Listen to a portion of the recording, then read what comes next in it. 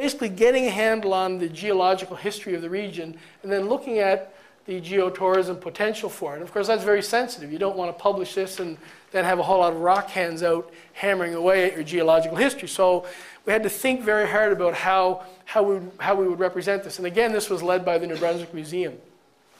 Another one, upstream, downstream in the Industrial City project, looking at freshwater mussels in the St. John River and air quality, aquatic plants, dragonflies. It was really truly an inventory of some of the natural history of the region. And the final one that I mentioned on this slide, Fishers and Fisheries in an Industrial City, was led by a biology professor at our university. And that's the one that I had to buy the fishing net for, because he was working with a local fisherman and renting his vessel. And the simple question he asked was, what species do we find in an industrial harbor? And so at different distances from the harbor, they would go out and they had a systematic way of casting the net, collecting species and counting them and looking at them and telling us what's there. The planning theme I was involved in as well, although Greg Marquis, one of our historians at the university, was very involved. It's not commonly known that urban renewal had a big impact on St. John. Most often, if you read the literature, Africville and Halifax is the region or the project that's referred to.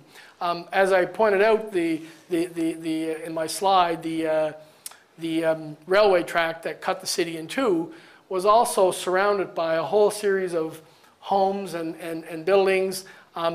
Many of those were knocked down under a scheme begun in the 1960s to rid St. John of some of the housing problems, the slum problem as it was then defined, and move to public housing projects which have become the current problems, social problems that we're trying to deal with today in the city. So urban renewal was one theme.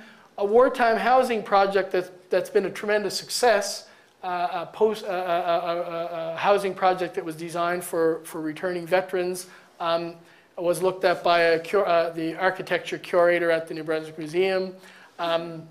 Rural planning strategies is something we've been looking at. What about these small municipalities and what planning strategies are they putting in place, if you wish, in the shadow of a bigger city? How do they interact? And then the final one I mentioned here is the Kingston Peninsula and what kinds of planning strategies has a small unincorporated area. What can they incorporate into there as they look to the future? The final one, theme, the cultural representations theme, we're again leaning on some of the strengths of both the museum and the university in particular. We had one project led by the art curator looking at the art scene in St. John in the 1930s and 40s. For some reason, there was a series of artists in St. John in this period who achieved prominence. In fact, we jokingly in St. John refer to the St. John Wall at the National Gallery. If you go to the National Art Gallery in Ottawa, you'll see along one wall there is Jack Humphrey, Fred Ross, and Miller Britton, all in a row in the National Gallery. They're all from St. John. They were all painting in the 1930s and 40s. So we wanted to look into what was it that was creating this culture. Another simple question asked by one of our literature professors is, how has St. John been represented in literary terms? We'd never had a complete bibliography of references to Greater St. John in literature and prose.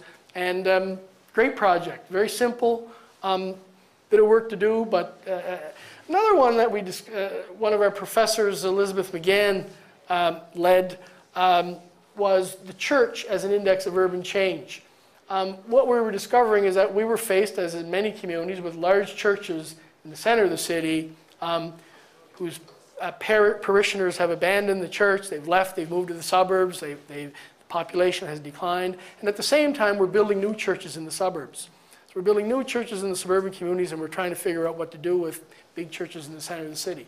So she looked at that particular issue. And finally, on the Kingston Peninsula, some very simple things to try and promote the region using our students and working with Judith Baxter from the Peninsula Heritage Incorporated, we completed an inventory of historical buildings on the Kingston Peninsula. Complete inventory, photographs, history of each property, and so on. Well, look, just to go through some of these, this gives you a sense of some of these projects. And then I'll talk about, I think the significance of what this means for the university and the community partners in a few moments. But some great opportunities for our students to get out there, learn about our region, work with the expertise at the New Brunswick Museum and with our other community partners. In a sense, the mentoring relationship that emerged between our curators, between our community partners, ACAP and Human Development Council and Peninsula Heritage, they became, in effect, university faculty. They were basically guiding and steering and working one-on-one or in teams with our students. And these are just a few images of some of the projects, some of the presentations that some of the students and our research team leaders have done on the various projects. Just to maybe just go through a summary of some of the conclusions, Dr. Marquis' research has provided an overview of the various renewal projects that have developed in St. John since the 1940s. His preliminary conclusions indicate that St. John's planning responses were similar to many of those tried elsewhere in Canadian and American cities. I mean, there were similar trends that we saw in planning in other cities were actually tried in St. John. They were not very well known. He also provided one of the first detailed overviews of the St. John First Nations community. Not very well visible in the community, but we were surprised to discover when we began to look at the census data that there were approximately 1,000 Aboriginal Canadians in St. John. No association, no formal acknowledgement. Most of these would be off reserve.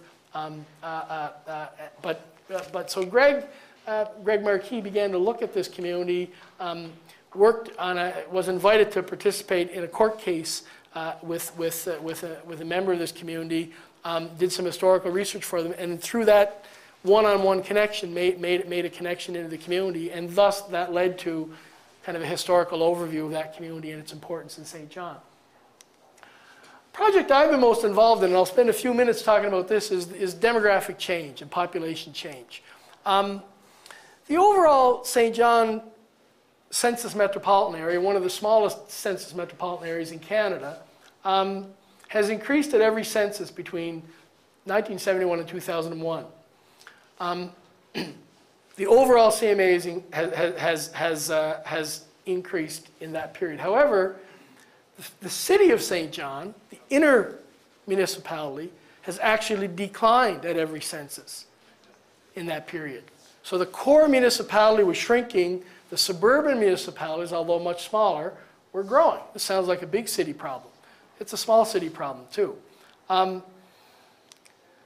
Between 1996 and 2001, the overall CMA, however, the overall urban region in that census period declined. And this created a bit of a stir in the community. People were concerned. At the 2006 census, the population stabilized at the approximate 2001 level, 122,000. And then since then, indicators are suggesting that population expansion is taking place. But the decline in the overall region, this gives a better number. The overall CMA increased, sorry, I meant to say 96, I said up to 2001. The overall CMA increased 71 up to 96. At the same time, the city was declining at every census in this period. But the overall region was growing. But in this crucial period, 96 to 2001, the overall urban region dropped for the first time by roughly about 3,000 people. This forced the municipalities to start saying, where are we going? What's happening? And seemed to be reading the press in 2001 after the data came out, 2002, the municipalities had a sense we better start working together. And so they developed a growth strategy with the 5 municipalities working together on it, working with the Enterprise St. John, the Enterprise Network, identified some infrastructure and some goals that they would all work together